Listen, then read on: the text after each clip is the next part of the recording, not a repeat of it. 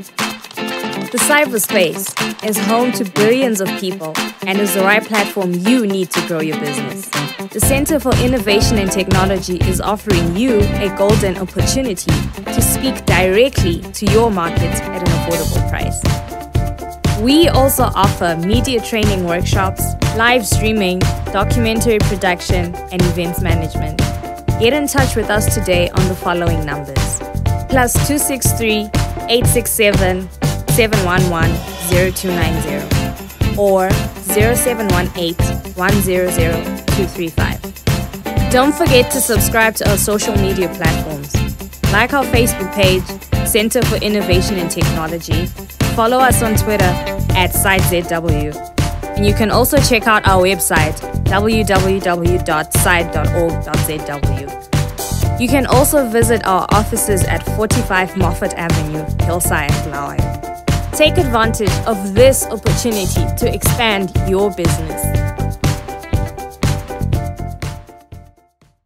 I want to give you some background to understand the problems that Ndebele walked into when he walked into the Ministry of Finance on August the 1st, 2018. The problems started at the end of the GNU. The GNU collapsed with the elections in 2013, and the Ndebele policy of we eat what we kill was abandoned. And as you know, in 2013 we expected a balanced budget. In fact, we expected a budget surplus of several $100 million on a budget of about 4.3 billion, and that had been the practice for the previous 4 years. When the government changed, Mr. Mugabe immediately increased public service salaries by 30%. And this had the effect immediately of pushing a budget surplus into a fiscal deficit of $500 million. And that was the beginning of the problems. These problems were exacerbated by the practices of the next 4 years, where the government was faced with a static revenue base but continued to increase expenditure. So that by June 2018, the fiscal deficit was running at several $100 million a month. It was this fiscal deficit, amounting to 40% of all state expenditure, that was driving the basic instability in the monetary and economic situation in Zimbabwe. It was the primary source of inflation.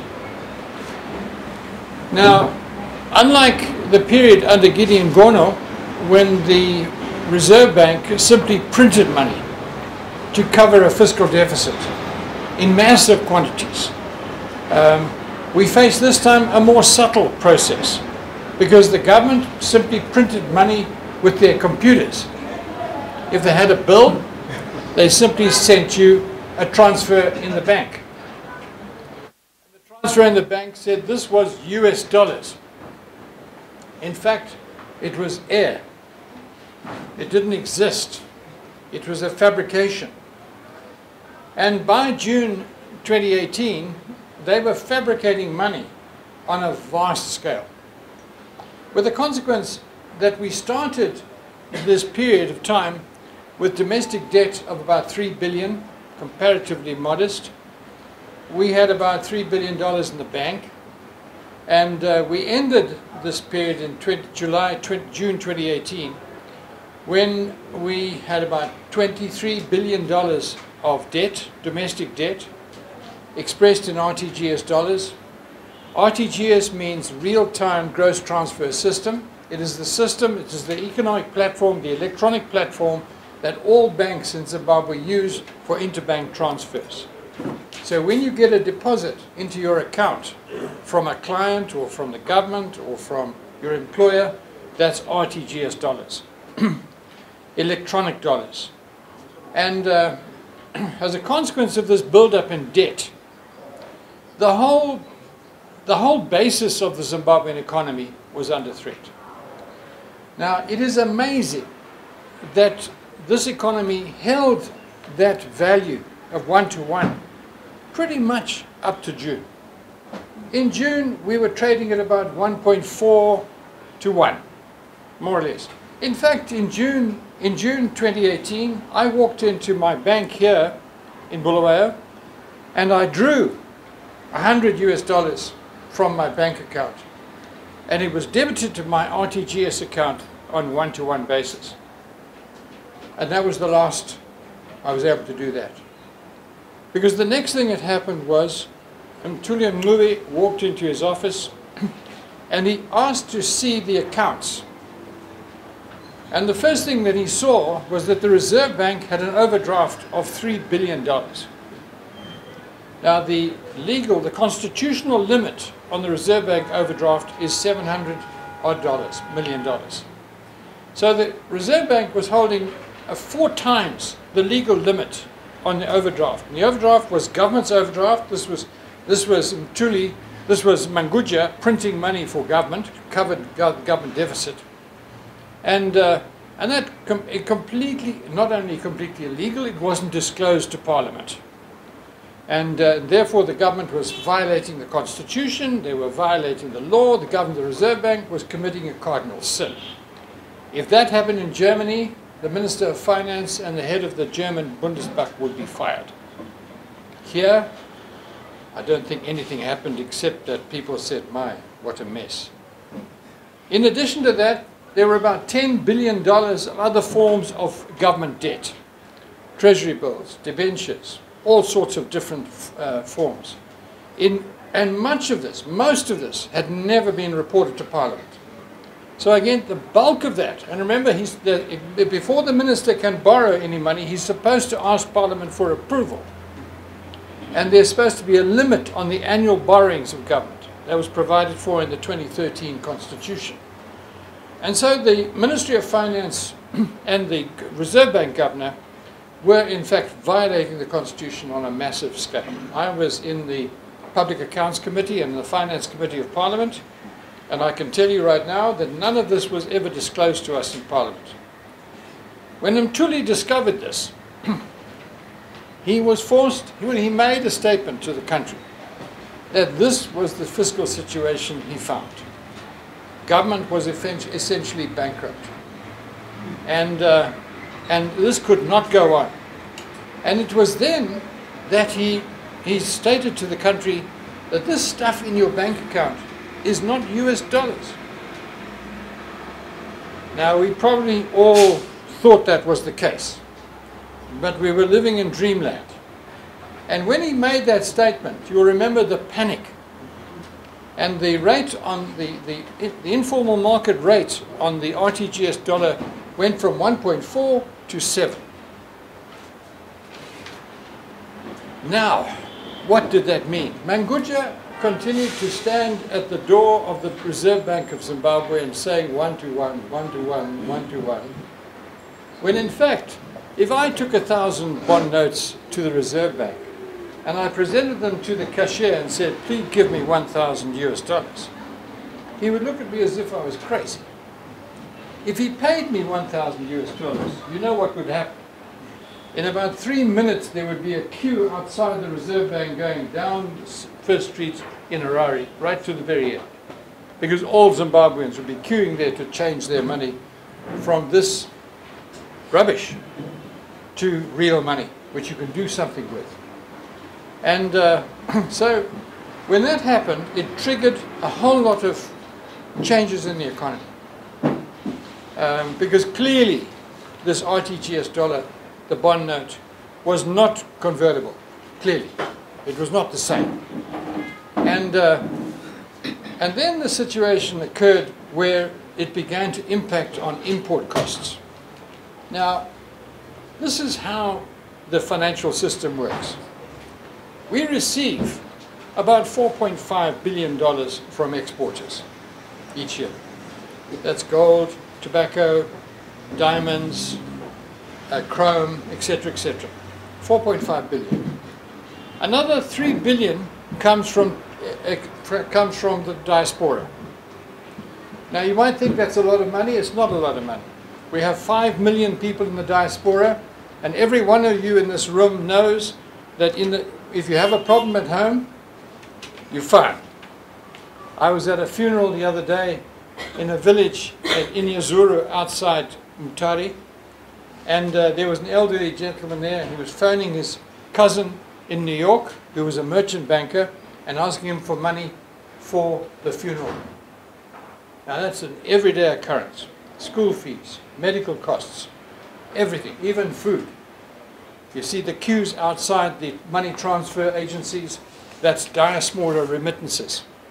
In places like Somalia and Sudan, even Ethiopia, 50% of the GDP is remittances. In the Horn of Africa, average remittances per annum are $1,000. Here it's slightly less because the majority of our diaspora are in South Africa.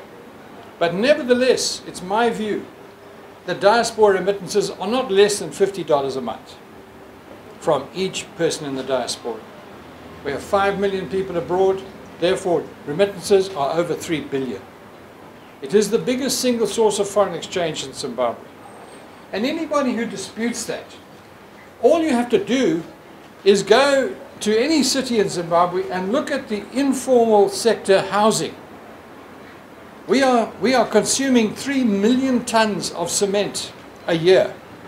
We have never, as a country, consumed that amount of cement. And it's not being treated as fertilizer. This is going into buildings. Buildings financed by the diaspora. So the diaspora are an extremely important source of foreign exchange, as in every African state. In fact, many African countries could not survive without the diaspora. So on top of that, we earn about $1 billion a year from other sources, mainly in the services sector, tourism, accountancy, professions, banking, etc., etc. So we're looking at total foreign exchange resources of about $8 billion a year. Now, if you look at our demand, we import about $6 billion a year. So technically, we have a surplus of foreign exchange. But this foreign exchange is in two markets, one controlled by the Reserve Bank and one in the free market, what you might call the informal sector, the guys on the street. And the guys on the street are bigger than the formal sector. Just give you one example. Total swipe transactions at commercial banks last year were about $12 billion, about $1 billion a month. That's everything. Let's go to Pick and Pay, swipe, go to the filling station, if there's fuel, swipe. Those official swipe transactions through commercial banks, $1 billion a month. EcoCash, $2.2 billion a month, double. $25 billion last year. Strive Masiwa is the biggest bank in Zimbabwe by a long way. And the average transaction is small. And the mobility, that is why Mtuli introduced the 2%. The biggest taxpayer in Zimbabwe today is EcoCash. Much bigger than Delta, much bigger than Pick and Pay, much bigger than OK Bazaars. It's EcoCash. Number one taxpayer in the country. And it's easy to collect the money because it's collected electronically.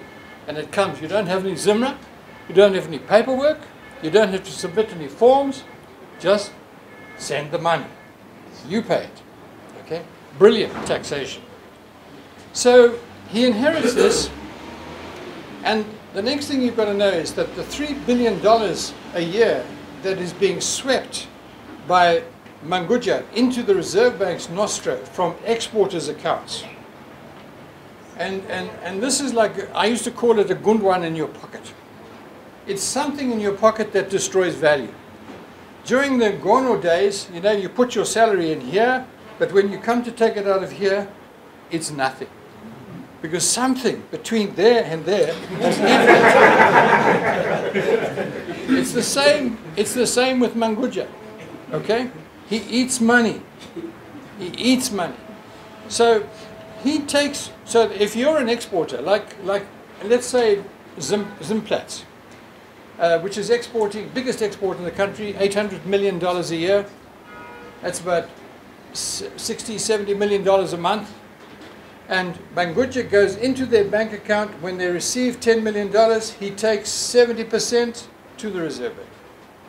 And then he prints 7 million RTGS dollars and sends it to his bank. Okay?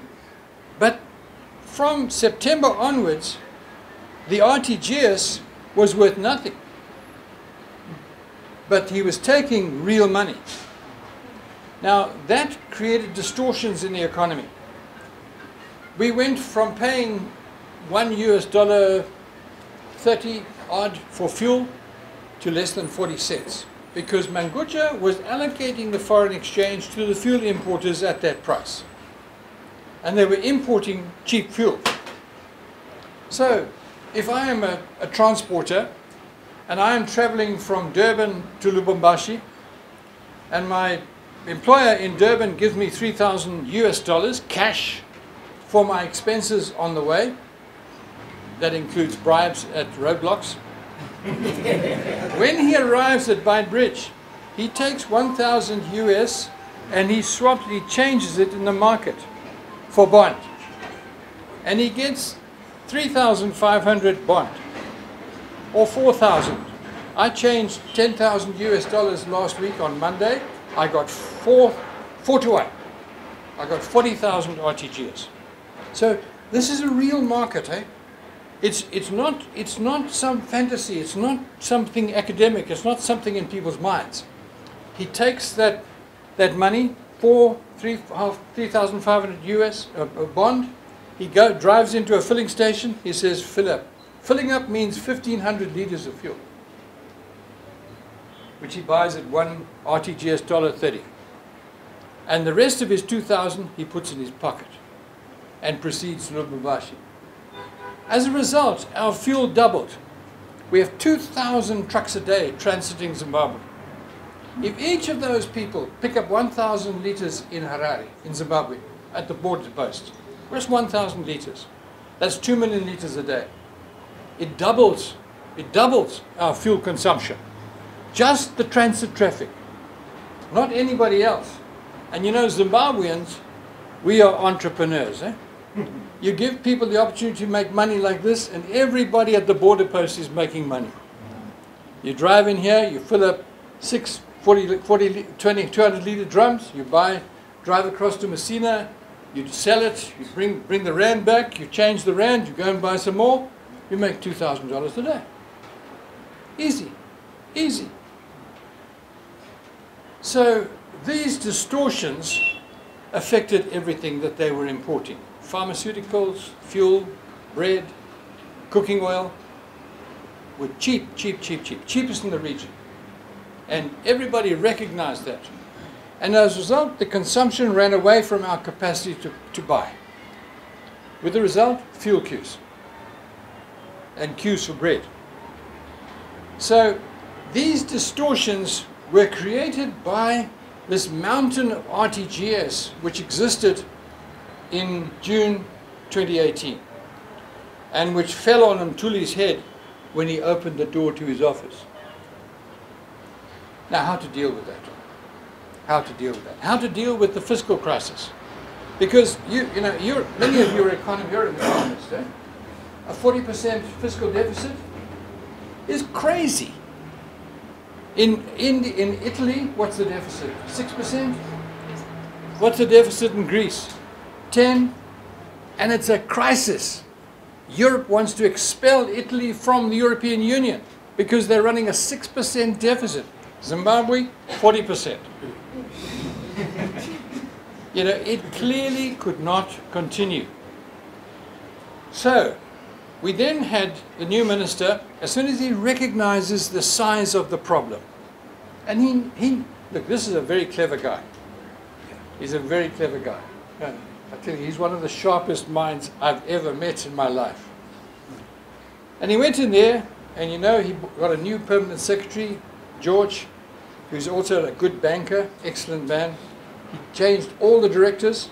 There was almost 100% change of management in the Ministry of Finance when Mthuli came in.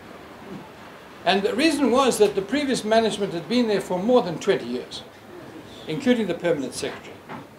Now, I know as a chief executive in private sector, you can't be fresh for 20 years. It's impossible. So he made a complete change. Then he went to the president and he said, look, these problems have to be tackled.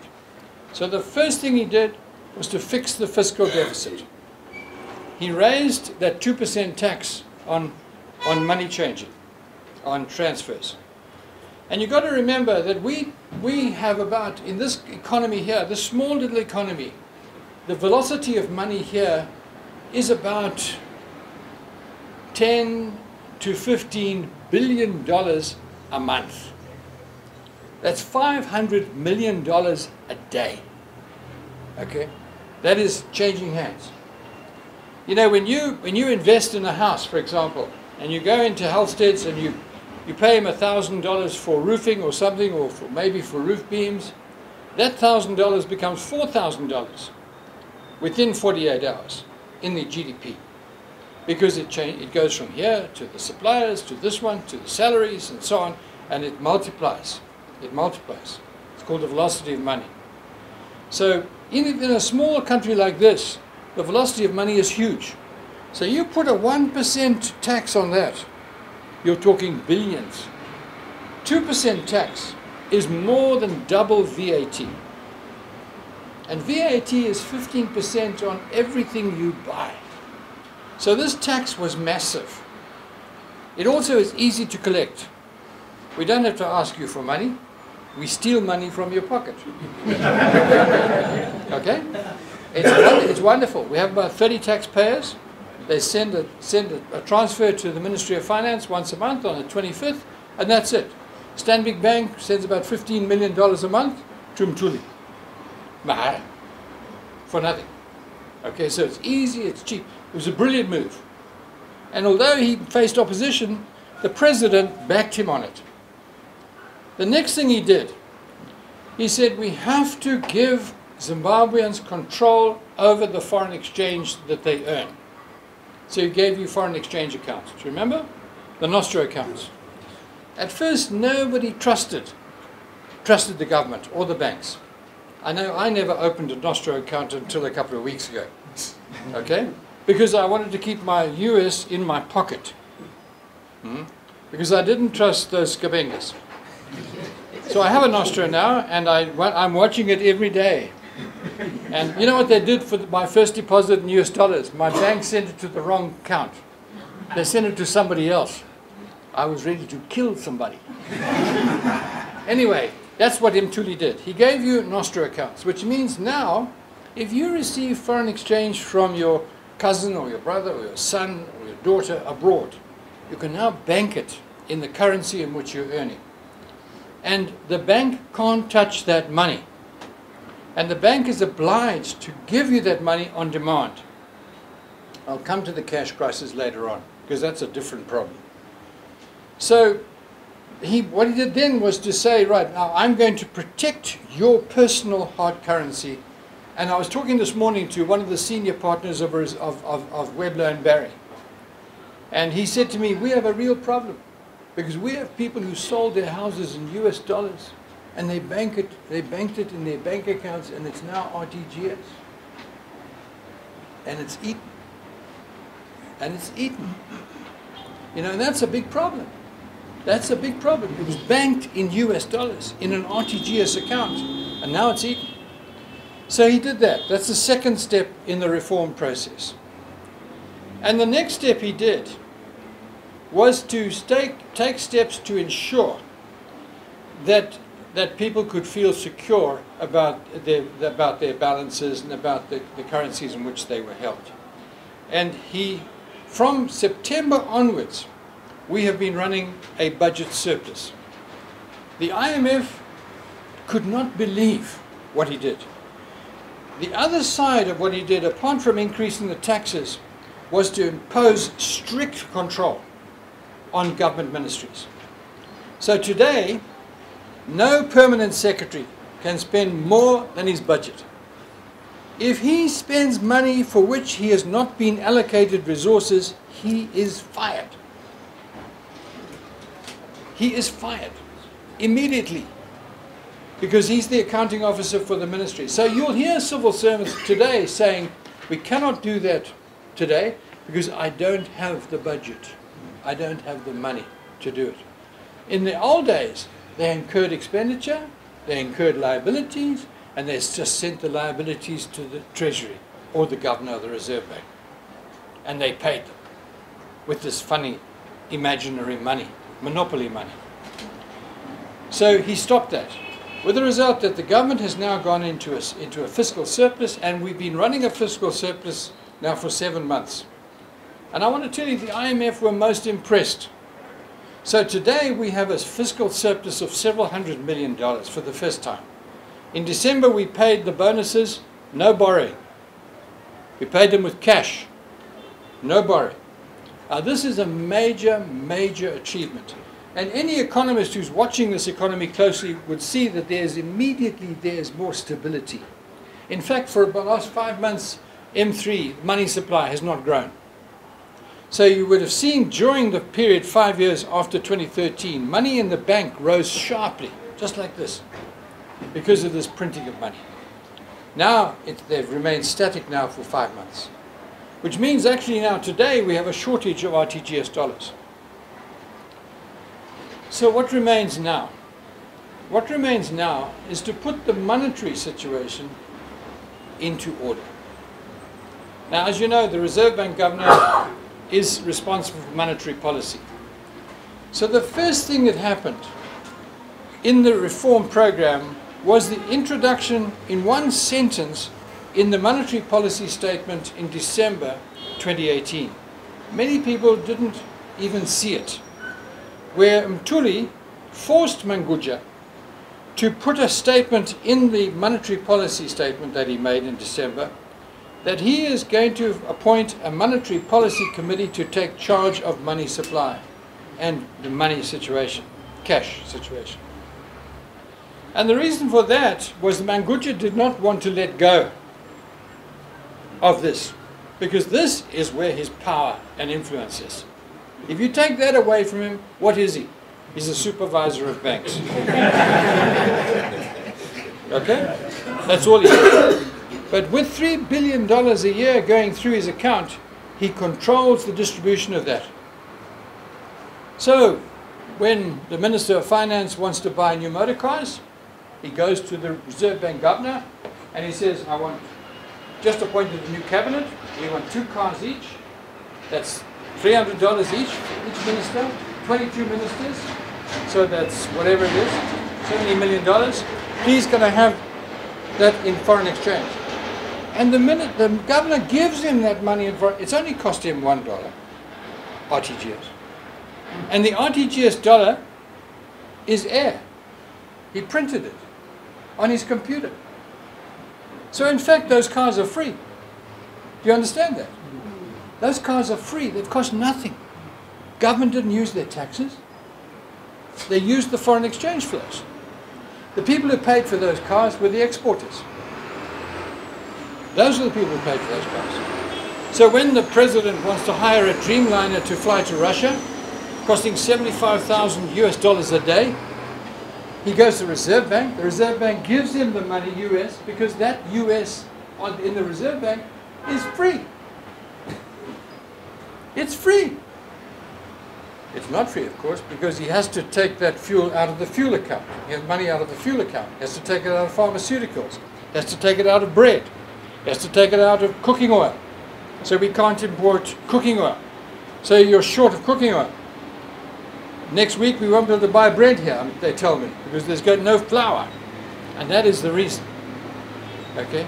But it meant that this $3 billion is under political control and is being administered politically. And the other problem you have with that, my problem, is that the corruption in there, the temptation is huge. Before Mthuli created the Foreign Currency Allocation Committee, one official in the Reserve Bank was allocating foreign exchange. One. And you know what happens. It's time to eat. You know what happens. That's why that one manager in the Reserve Bank who earns about $7,000 a month, he's building a $48 million mansion in Harare. 100 rooms. 100 rooms. Yeah? And so you get these guys, they build houses with indoor swimming pools, heated swimming pools, with a helicopter pad on the top. What for? What for? You know, these guys. But that's the nature of the game. So there's huge corruption. I wrote an article the other day where I remember when I was a child growing up at Umznyatini, outside Bulawayo here.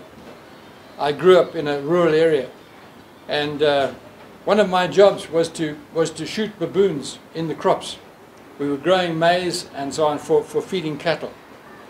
And you know, when the baboons see you coming, hey, that was the guy with the gun, and they ran. Okay, so a good friend of mine, who was my companion in those days on the farm, he said, we catch a baboon. So I said, how do you do that? So we got a paraffin tin with a hole in the top, and we put a mealie cob inside, and we tied the tin with a piece of wire to a log. And the next morning we came, sure, there was a young female baboon with her hand in the tin with the cob. But she wouldn't let go of the cob, so she couldn't get her hand out. So we grabbed her with a rope, and we put her into a cage, and we took her to the workshop, and we sprayed her with white paint. And when she was dry, we waited till the baboons arrived at the fields, and then we let her go. Have you ever seen a troop of baboons being chased by a white? It was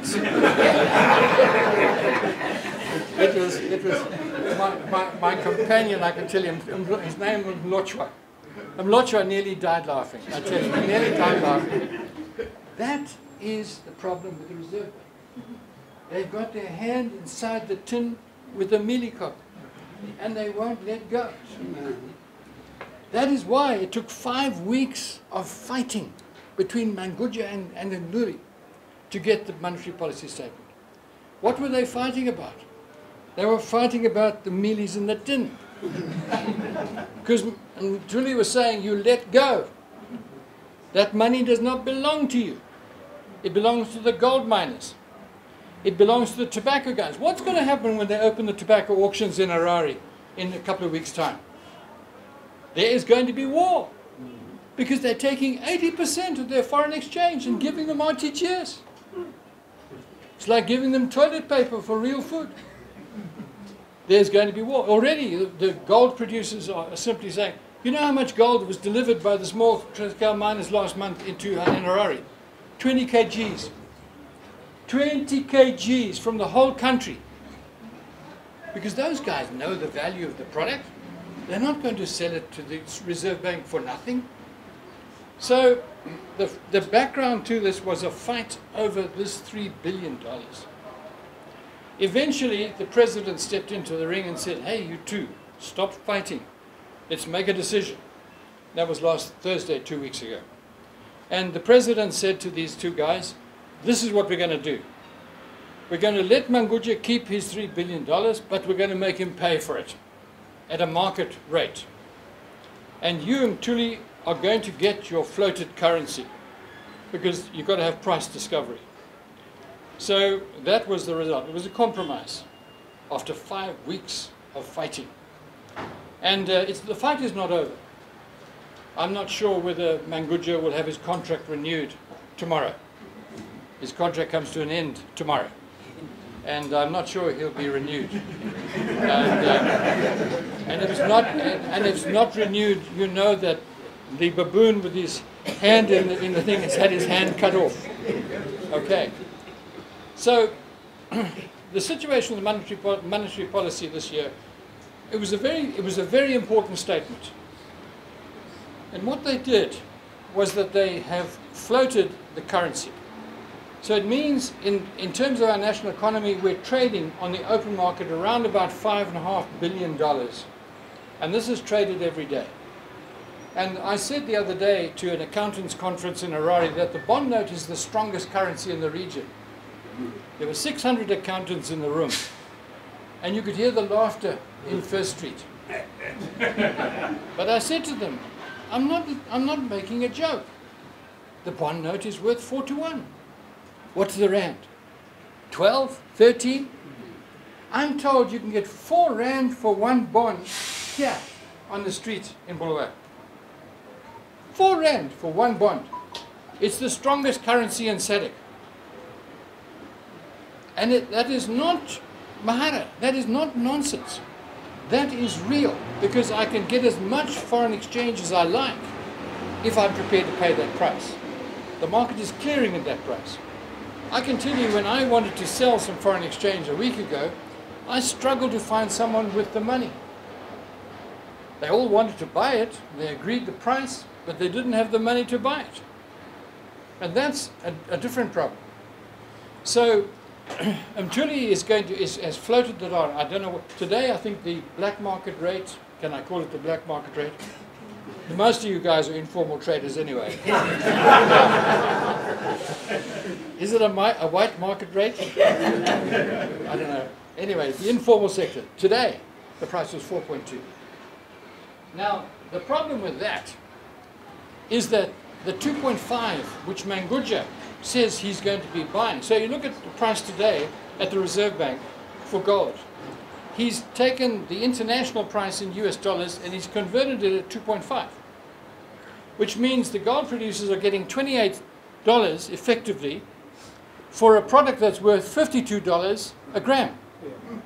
They're getting less than half the real value of their product. That is why they're not selling. They will rather sell to people who bring cash to them in the bush. And there are plenty of those.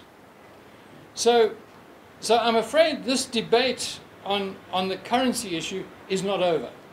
In the monetary policy statement, they said that the governor would be buying foreign exchange from the exporters at a market-derived rate. That's not 2.5. It may be 3.5 or 3.7 today. We've yet to see the emergence of an informal market in amongst the banks. In fact, at this point in time, we don't quite know how to trade foreign exchange in the banks because there's no platform for it.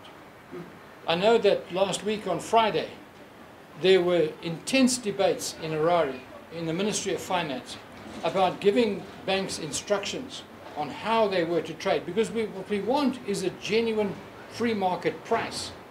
Like the rand in South Africa, you go to the bank, there it is, 13.6. So you know today you're getting 13.6 rand for a US dollar. We want the same thing here. Now once that happens, then price discovery becomes a bit easier. You know, when you have shortages and you have this uncertainty about the price of the product, of the material, of the stuff that you're using for exchange on the street, which is called money, then you have exploitation of the consumer. And that is why, if you walk sometimes into a pharmacy here, you'll find that they are changing their US dollar prices at 10 to 1. Why? Because they can do so. You don't want it? Bugger off. Because they've got plenty of customers at 10 to 1. But they're exploiting you. They're exploiting you. And that is going to happen. So the only way to resolve that is to have these products in free supply. You heard the terrible story about the cholera medicine in Harare, where a private sector businessman gave the Ministry of Health $10 million to import cholera medicines from India. And they increased their price.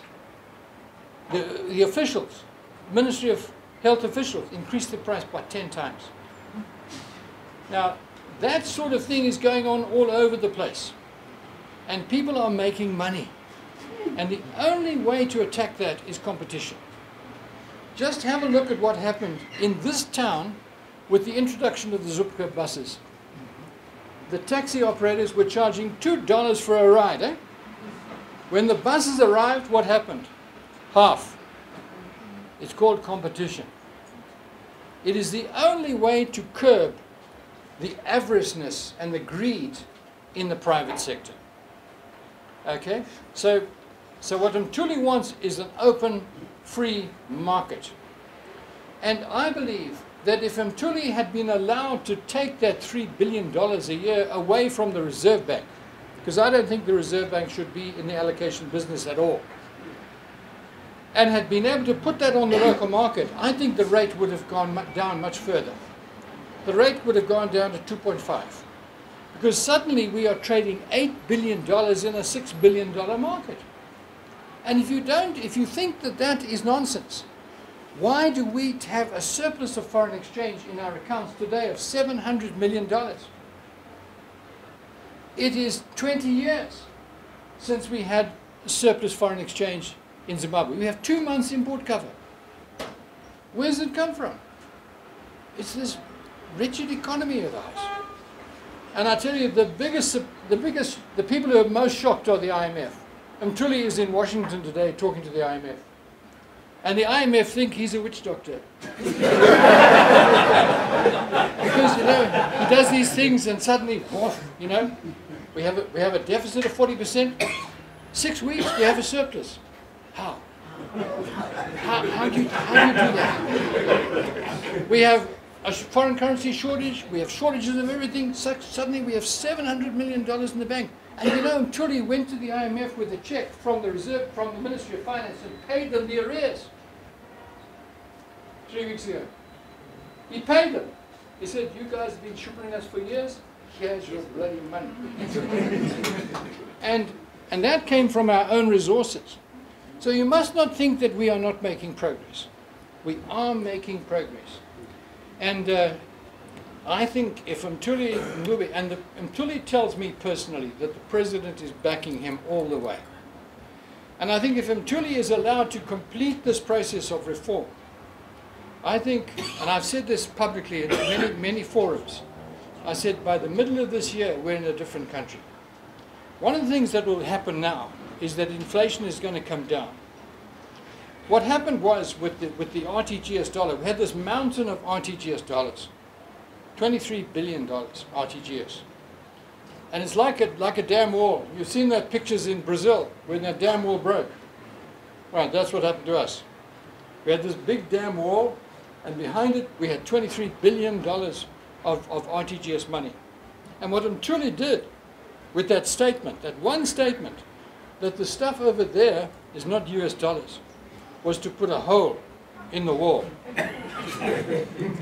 Now, what's happened now is that the water behind the dam is down by 2/3 because it's devalued by the market. So it means, the bad news for you is that 2/3 of what you had in the bank is gone.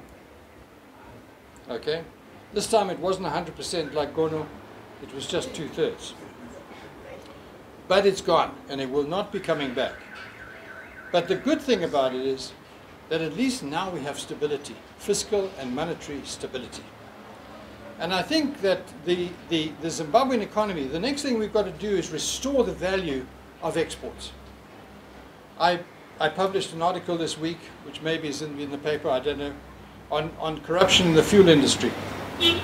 But I want to tell you this, I've calculated that the amount of money that the Reserve Bank was taking from exporters was equivalent to $4.5 billion a year. Now the exports are $4.5 billion.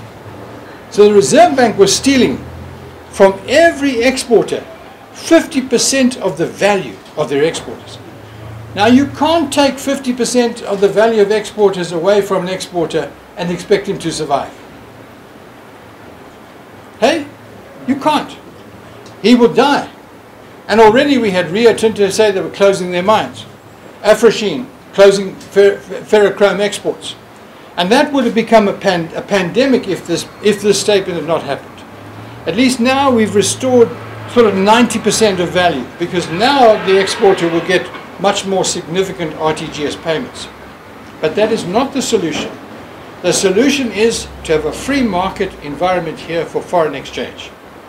Allow everybody to buy and sell. Yesterday at the cabinet meeting in Harare, they resolved to make put fuel on open import license, as it was during the GNU.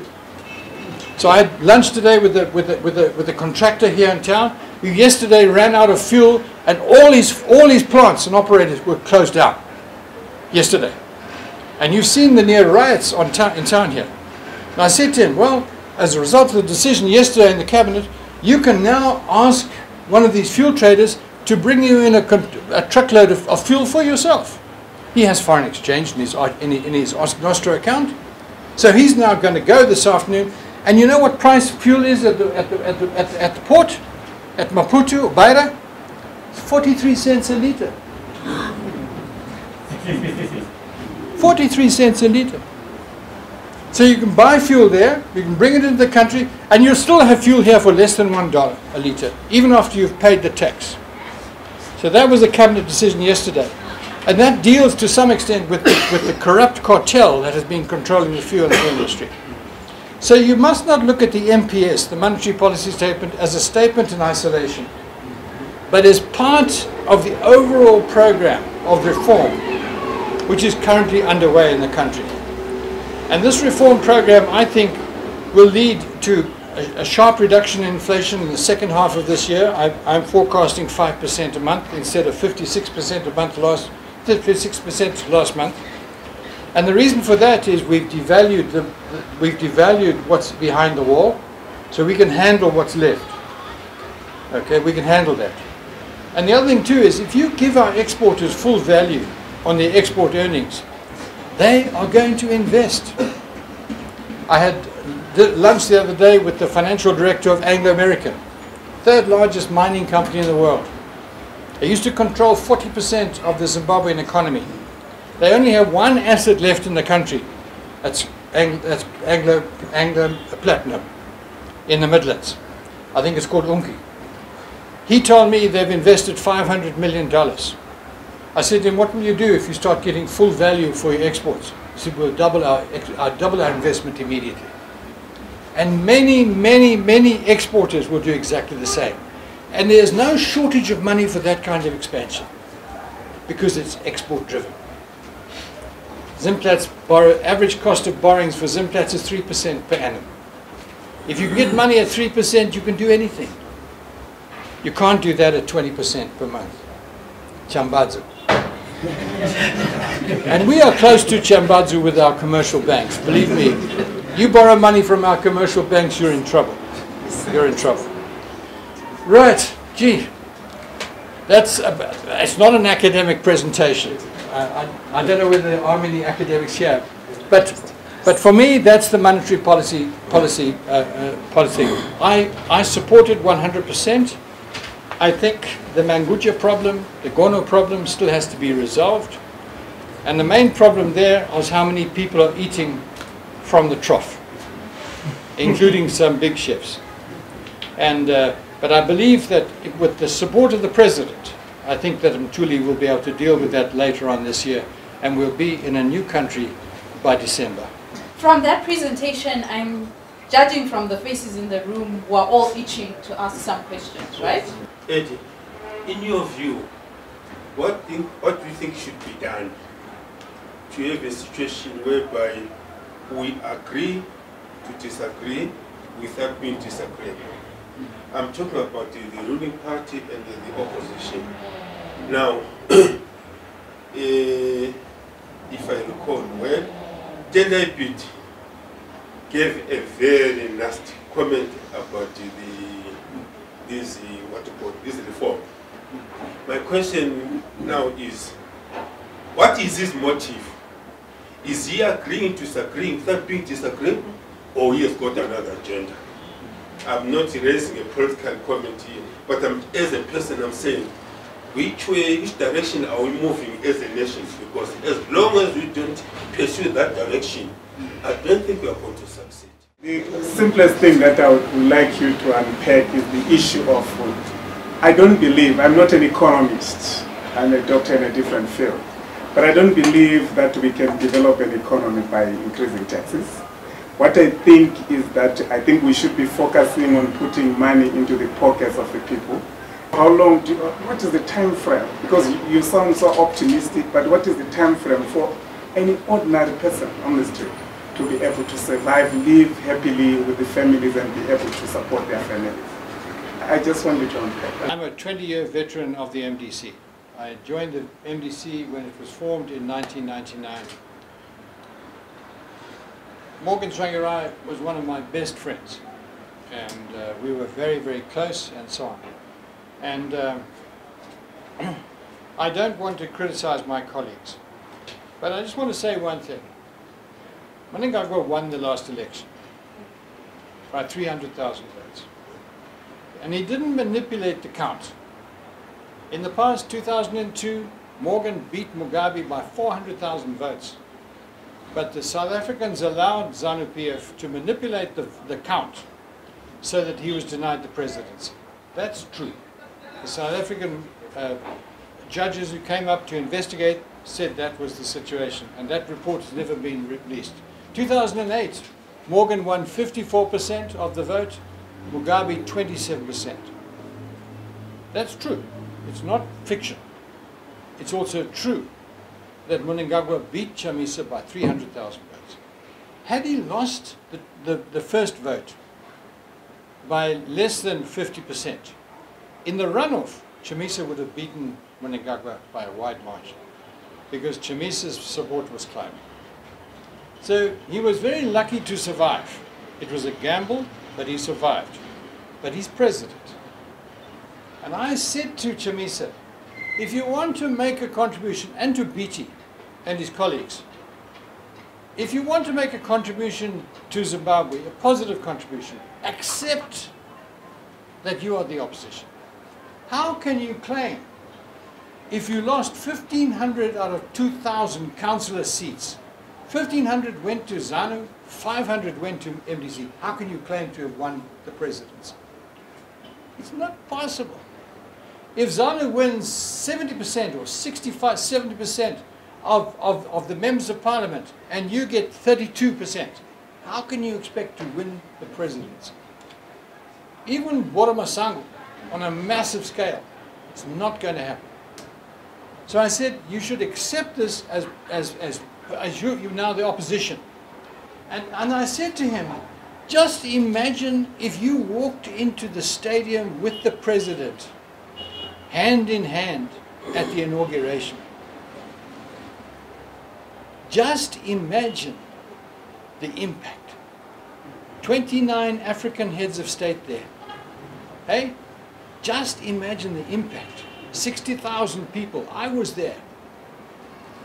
Instead of which he boycotts it. Mnangagwa reaches out and says, let's talk. He says, only if you accept that I defeated you and I am the legitimate president. It's not going to happen. Mnangagwa is there until 2023. Okay? Let's accept it. And BT got a lot of praise for handling the economy. But who introduced the reforms? It was not BT. It was Chinamasa. And I was in Parliament when he announced the reforms.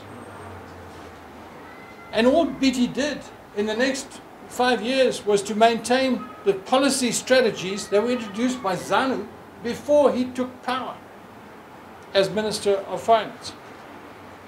He ran a disciplined ship. He was the one man in the cabinet that Mugabe was afraid of.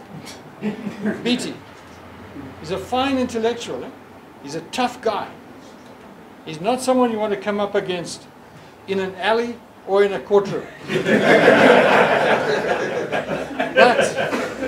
But on current policy, when he took on Mthuli in the House of Assembly, Mthuli ate him up and spat him out. Okay? He's no match for Mthuli. Mthuli is a world-class economist. Comes out top bracket. The second question was the question of taxation. I agree completely. We are the most heavily taxed people on earth. Average taxation in South Africa is 25% of GDP. We are 35%. And what I said to Mthuli when we were discussing the 2%, I said we should introduce the 2%, but I think we should cut PAYE, even drop PAYE. Drop PAYE. Why bother collecting money, all this little bit of money from everybody? Okay, just drop it. Maybe introduce a wealth tax. So people earning more than $10,000 a month, they pay a wealth tax. say 25% straight. Unfortunately, he wasn't prepared to do that, not at the same time. And I urged him during the budget discussion, cut taxes, direct taxes on the formal sector. Let's reduce our company tax to Botswana levels. Let's say 15%, like in Mauritius, flat 15%. We'd collect more money, I think, on a bigger tax base, and it'll be less bureaucratic. I think that is a debate we have to fight, and that's something that guys like you should support us. Lobby your MPs, lobby your decision makers, many of whom there is a big group of Ndebeles in the parliament, in the cabinet. Many of them new, and they don't understand these issues. But I agree with you completely. We need to broaden the base of our taxation system. I think 60 to 70% of our economy is informal. And those guys, until the 2%, were not paying anything. Now they're paying a little bit. But I agree with you completely, as soon as possible. But the answer, ladies and gentlemen, is growth, growth, growth, growth. And what we should be doing is backing our export industries. We've grown the biggest tobacco crop in our history. And who grew it? You know, in the old Rhodesian days, there were 1,100 growers. You listening to me? 1,100 farmers grew the entire tobacco crop. Today, we have 150,000 people growing tobacco. And we've just grown the biggest crop in our history. You know, I said to the former Secretary of Agriculture from the old days, what's his name? Anyway, won't worry about it. I said to him, could you ever imagine a time when 150,000 growers would grow a record tobacco crop? He said, never. I never believed it was possible. I thought these Marungus were magicians on the farms. We've got to back those people. We've got to pay them their full earnings. This year, if we do what we're doing to them right now, they will not be able to repay their loans. And we've got to get our export industries growing fast. And that is not difficult. We are the most resource-rich country in the world. We have more resources per capita than Saudi Arabia. Did you know that? On a value per capita basis. We are the richest people on earth. And the poorest people.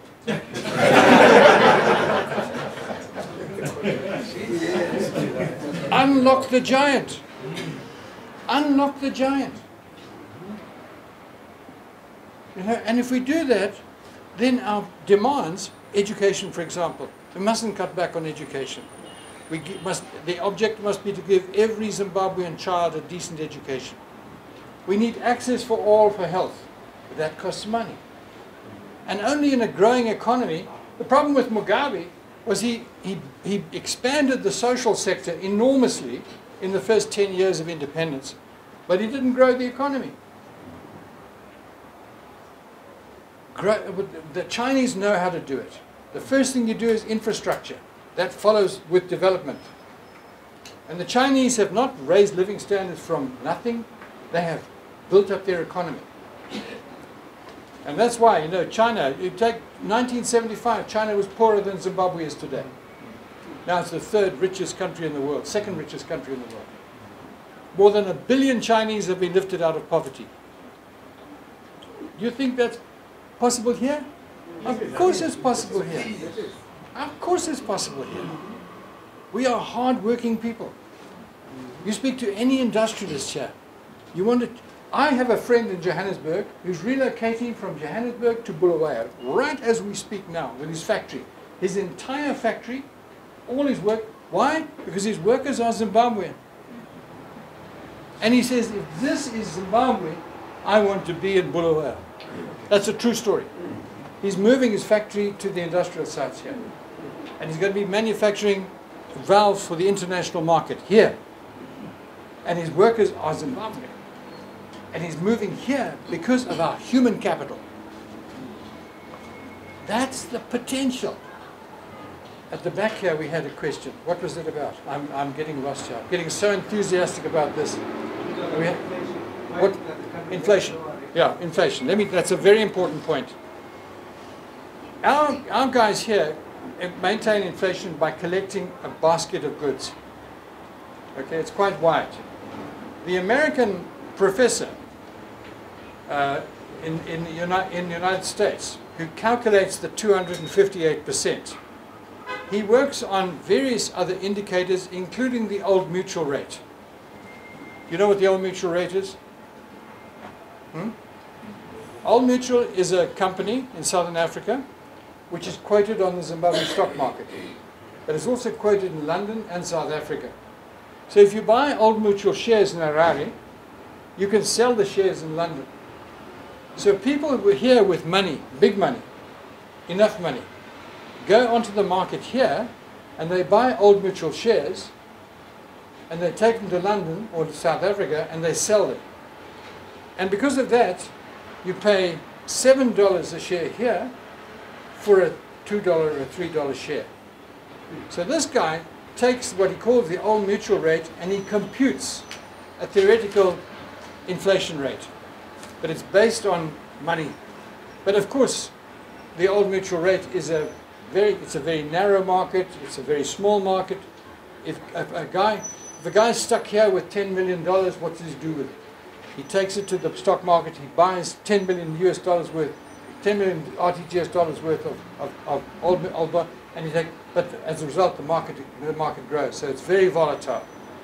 So I think the 56%, which is still hyperinflation, is more reliable than the 258. Okay? There was a question over here. Sure. Yeah. Fuel. You need to read my article about fuel today. If you look at my blog is just go Google Eddie Cross, and the first item you come up is my blog, and you'll see the latest letter there. Every week I publish a letter. Is on fuel. The answer to fuel is to do what Elton Mangoma did in 2009. When he was appointed minister, he had Noxum. You remember Noxum? Noxum had a monopoly on fuel imports. He discovered that Noxum was completely corrupt. Completely corrupt. So he ring-fenced it and closed it down.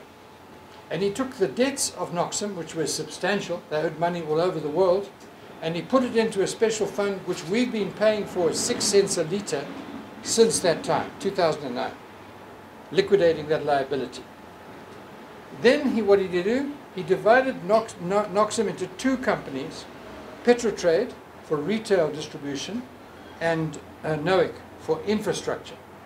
And what he said was infrastructure, government owned, government controlled, is not a trader. So he then opened up the market and said anybody can bring in fuel.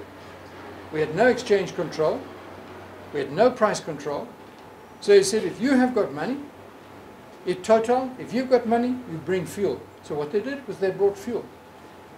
And if any of you will remember, February the 17th, 2009, was when Chinamasa announced the reforms. Up to that point in time, there wasn't a single filling station in Zimbabwe with fuel. Do you remember? 2008? There wasn't one filling station selling fuel. Where do we get our fuel from? Informal sector. Okay? And what happened then? In 10 days, fuel was in free supply. 10 days. Where did the money come from? Who did that? It was the private sector. And although prices were quite high, very quickly they came down to world market levels. And all that Mangoma did then was to say each filling station must publish their prices on the forecourt. That's Mangoma. And so if you've got to publish your prices on the forecourt, and you look down the road, over the road, and there your competitor is, and he's 5 cents cheaper than you, you know you're not going to do any business. It's like the buses and the combis. Competition. And that was it. Next 4 years, no fuel queues, no problems, no issues. Competitive price, global market levels, finish. And then ZANU arrived. The first issue was, are we ready for the Zim dollar? And this comes to the cash shortages. What is a currency? What is a currency? You take the US dollar. I'm sorry I haven't got any US dollars in my pockets. But if you look at a $100 bill, 100 US dollar bill, what is it? It's about 2 cents of cotton, maybe 1 cent of glue and other bits and pieces, and a little bit of printing ink. It's worth about 5 cents. But you can take that anywhere in the world. Anywhere in the world, and people will accept it as money. I mean, it's extraordinary. I mean, if you want to test the value of a currency, just go to prostitutes.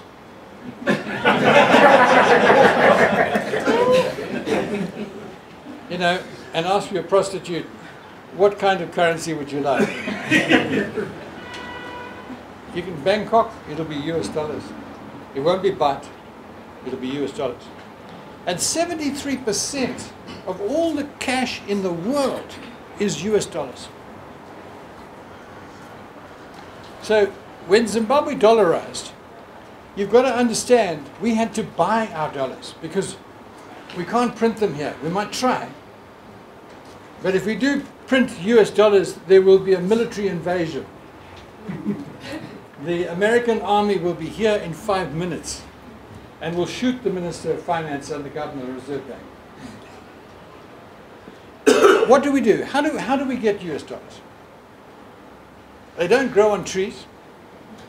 What we have to do is we'd have to take money from our Nostro accounts earned by our exporters, paid for by our diaspora Shamwaris, and we put it in a plane and we fly it to New York. And in New York, the Treasury prints US dollars at 5 cents per $100 bill, and it takes $100 of real money from us and gives us new money. And we fly it back here. We give it to Stanbic Bank, we give it to Barclays Bank, they give it to you, and you take it into the market or you put it under your pillow at home, but it vanishes. That's what happens. And we've been buying $15 million worth of foreign currency now for the past 2 years. $15 million a month. That's a lot of money. And do you see any in the banks? Do you see any US dollars around? No. Because the demand is greater than the supply. Now the same with bond. When they issued the bond note, it was a paper currency. First they did the coins. The coin was a great idea. The bond note, we weren't so sure about that. But it's turned out to be quite a success. Bond is in demand in South Africa. You go to Messina, you see them waving bond notes on the side of the road. It's money. It's cash. You can use it to buy things outside the country. Now, it's my view, and it's Ntuli's view, that in fact we need a new currency. Why? Because we have to have a means of transaction on the street. The problem with Gideon Gono was that he printed too much. That's the only sin. When I grew up, when I went working here in Ndebele, I was working on a ranch at Nyamatlovo. My salary, every Zim dollar that I earned, every Rhodesian dollar I earned was worth £2.50. It was worth 4 US. At independence in 1980, after 16 years of sanctions and the war, the dollar was worth 2 US dollars. It's because it was managed properly. Look at the Metikash today. Look at the Pula. The Pula is more valuable than the Rand. It's not a local currency. Look at the Kwacha. You know, it's just a question of management. This is what Ntuli says. let's have a let's have a monetary policy committee that will run this. It will be made up of professionals. Until he tells me the monetary is going to be appointed. He keeps on telling me that. I still haven't seen it. But I'm sure when one governor of the Reserve Bank leaves at the end of the month, I'm sure it'll be. So, and if there is a monetary policy committee, like in South Africa, the monetary committee there, when they meet, it's of national significance. Everybody goes to the meeting because what they're saying is important. And then what we'll do is we'll put the issue of the currency in their hands. We'll say, right, you run the money supply. And we'll need about $2.6 billion to meet the needs of the street. But I don't believe that currency, it'll be the strongest currency in the region. It'll be the Zim dollar. I don't know what we'll call it. We need to think of a name. Chibuku 2. We need to think of something. But I think it may call it the Zimbabwe, just keep it the Zimbabwe dollar. But I think we'll introduce a new currency, and I'm quite certain it'll make a big contribution. The other thing too, which all economists will understand, is that when you have your own currency, you're doing exactly what the Americans do. You're taking paper and turning it into money. And therefore you're strengthening your reserve bank balance sheet, which is very important. Now you had 4 questions. 3. Yeah. Okay, what were the others? The second one, what is being done to boost production in exports? Oh, that's simple. That's simple. If we gave our export industries their full value, you don't need incentives. You don't need incentives. They will. Our cost of production for chrome is the lowest in the world. Our chrome is #1 in the world. Everybody wants it. Everybody wants it. Our platinum industry. Our platinum is 1/3 or even 1/3 cheaper than South Africa. That is why South African platinum companies like Implats in South Africa are investing here. Because they can produce the product cheaper here than they can produce in South Africa. In South Africa, they're mining platinum 2 kilometers down. Here, the deepest platinum mine is 150 meters. It's a different ball game completely. And if we simply gave we at the moment are doing the opposite. We are taking money, we are taxing our export industries to death with this transfer pricing mechanism of these tsotsis in the Reserve Bank. If we simply gave them the full value of what they produced, they would expand production rapidly. We'd be a 15% per annum growth economy for the next 20 years. I've got no doubt about that at all. Take lithium. We've got 80% of the lithium resources of the world. What is the car of tomorrow? Electricity. Hey? What batteries do they have? Lithium batteries. Where's the lithium? Iripana. What's the other question? Why were all these implementations not necessary in 2009? 2009, because we liberalized completely. We were the freest economy in the world. And, but the problem was that when ZANU won the election in 2013, you know, they'd been in power for so long. They couldn't break the mold. And you know, the old man was so strong, eh? You know what happened to people who opposed Mugabe?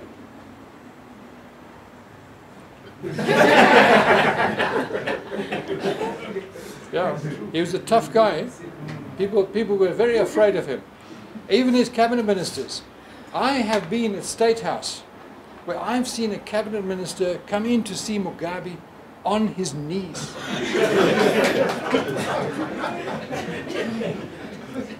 A grown man on his knees, crawling. Chef. Okay? And the problem was that when they imposed their old policies on us, and they took away the freedoms, do you know what the growth per annum between 2009 and 2013 was? You know what the growth per month was, per annum? 70%, not 7, 7-0. Look at the numbers. 2009, total revenues to the state, 916 million. 2010, 1.7 billion, double. 2000, what are we looking at? 9, 10, 11 was 2.7. 12 was 3.8. 13, 4.3. Average growth per annum was 7-0. That's what I said. Unlock the monster. That is the real Zimbabwean economy. And what happened was they just strangled it. Because in 2014, the revenue to the state went down. Didn't go up, went down. Why? They took away the freedoms, imposed exchange control, imposed price control. Took money away from the exporters. Because I quite agree with you that the appointment of a committee to allocate foreign exchange was completely in juxtaposition to his position on an open free market economy. But it comes back to the political dialogue in government. That Mtuli has no political legs. Okay? He has no roots. He doesn't belong to a political party. In fact, he told me the other day he's never been to ZANU-PF headquarters. And he says, I don't intend to go there. I don't take my instructions from ZANU. I take my instructions from cabinet and from the president. So he has to rely on the president totally. The president himself, I want to tell you this, the president himself is a very isolated individual. Look at ZANU.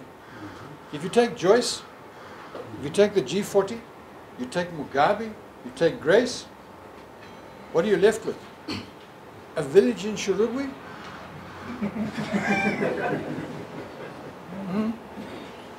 I'm not lying. You look at the number of people who are really close to Mnangagwa and who support him unequivocally. The Midlands Mafia, the Karanga. And you find that there are a handful around him. His enemies are many. And you see that in the policy sector particularly. Someone like Manguja is a Mugabe man. He's one of the past. He's from the past.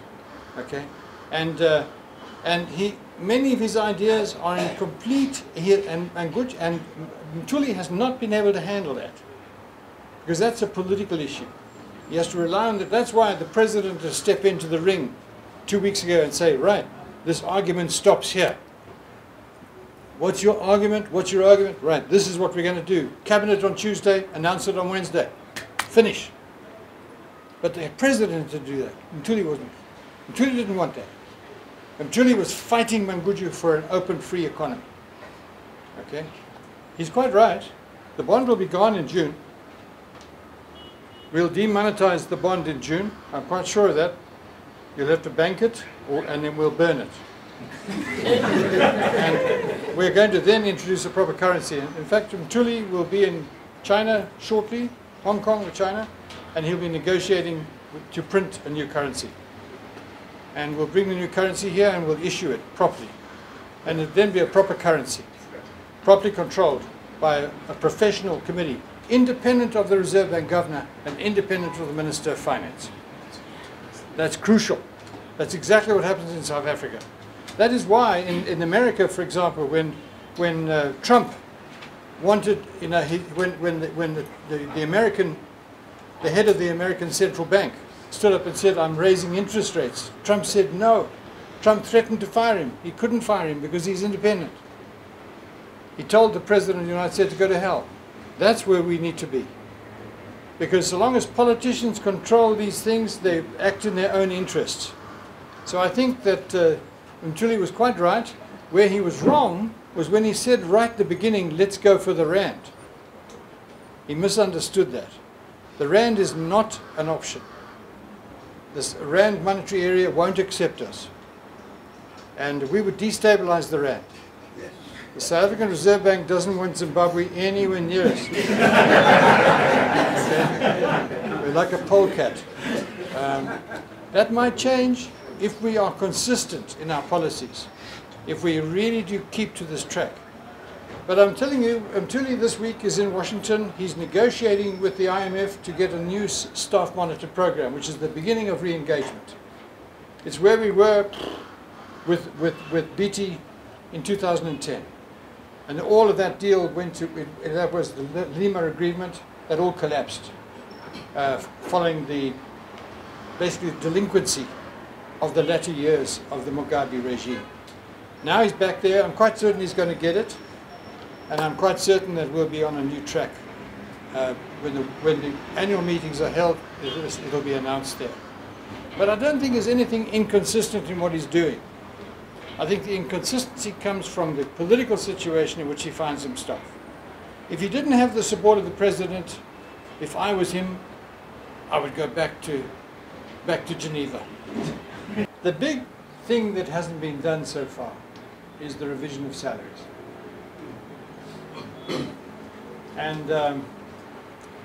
And I think, you know, this is an urgent matter.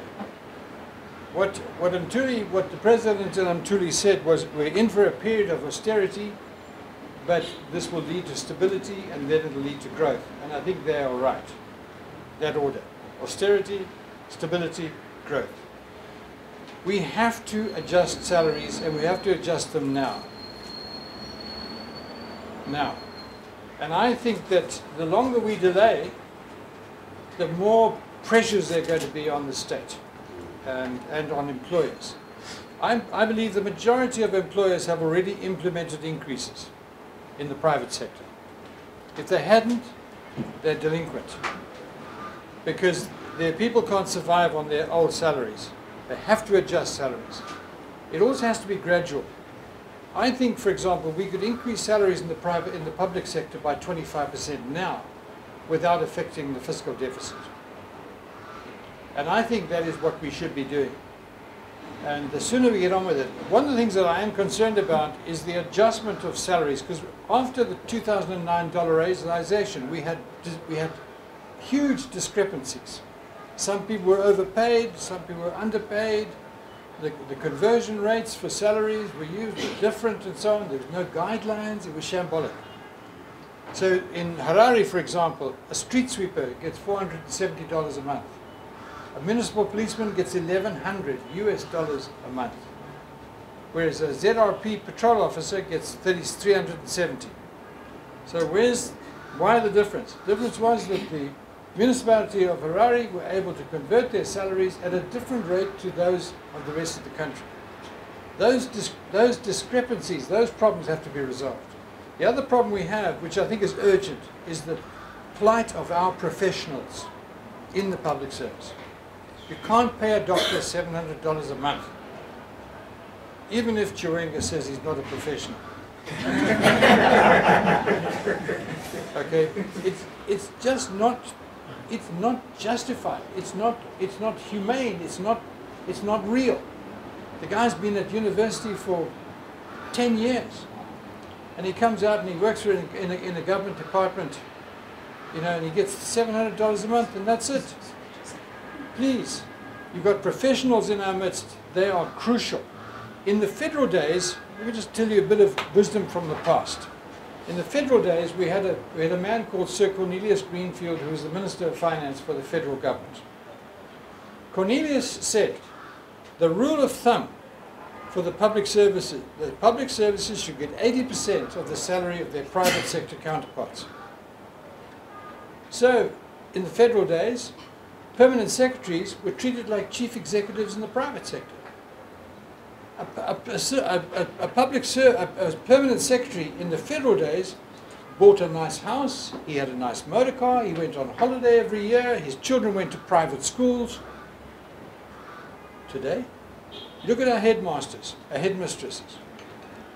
You don't have an education system without headmistresses and headmasters. They are crucial. Speak to any parent.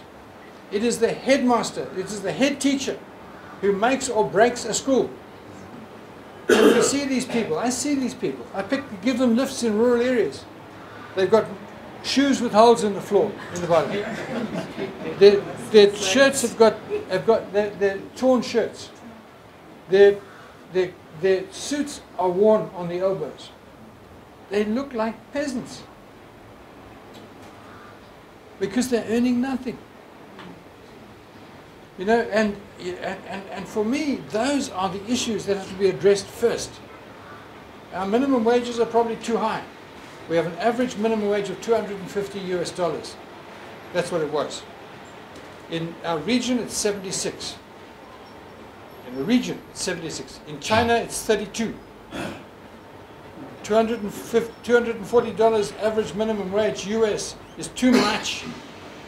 So maybe our minimum wage needs to stay where it is, but let's push up our prices of our professionals, all of whom are sitting in this room today. If it comes true, you all owe me money, eh?